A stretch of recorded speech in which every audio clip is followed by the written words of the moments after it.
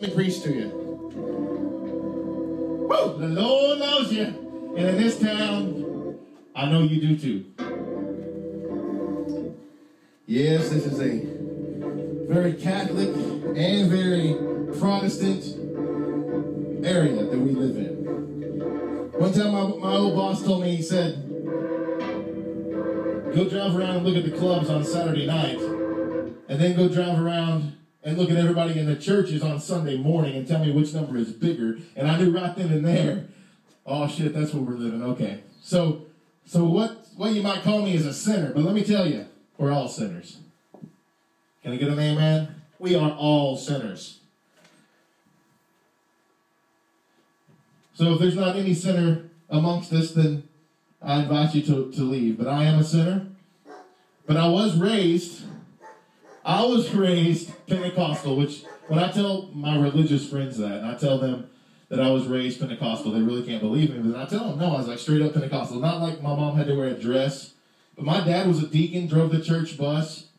We went to church every Sunday morning, every Sunday night, every Wednesday night, never missed. I went to Bible school, vacation Bible school, did all that. Church camp, the whole 9 yards. And let me tell you something, Pentecostals, I know there's some out there, you don't have to give me an amen, that's cool. But you are some passionate people, and let me tell you, your passion has bled over into Methodists, have bled over into Baptists. Your enthusiasm and your energy really has crossed over, and I've noticed that down in the South, because, you know, I'm not a church goer, but I go to church, if that makes sense.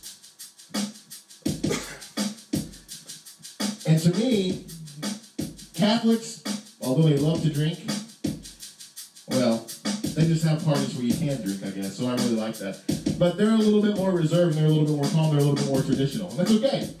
But I'm pretty sure that in this area, the majority, there's majority Protestants than Catholics in here, right? Yeah, there's more Protestants than Catholics here? Yeah, because there has to be, because there's more churches. But yeah, back when I was 13 years old, I went to church camp in Murfreesboro, Arkansas, the diamond capital of, I think, of just Murfreesboro. But they have diamonds there. And my friend Robert was a Church of Christ member, and so I went with him as a Church of Christ. Second night in, I was 13. Second night in, I had a problem wetting the bed when I was a kid. Well, that's a true story. And at 13, on the second night of the first time I've ever been away from my parents, I soaked that bed more. You thought you took the mattress and put it in the lake. I'm not even kidding. It was completely soaked. So of course, what do? Wake up early, flip it over to the other side. It's not only wet on the other side, the freaking plywood underneath the mattress was completely soaked. So yeah, it was bad. There was no getting around it. So I just do what any normal 13-year-old kid does when he pisses the bed at 4 in the morning at church camp. You find all the towels you can, and you stack them in the wet spot, and you just lay on them till it soaks up all the pee. Then you wake up, put the towels back where you got them, and move on.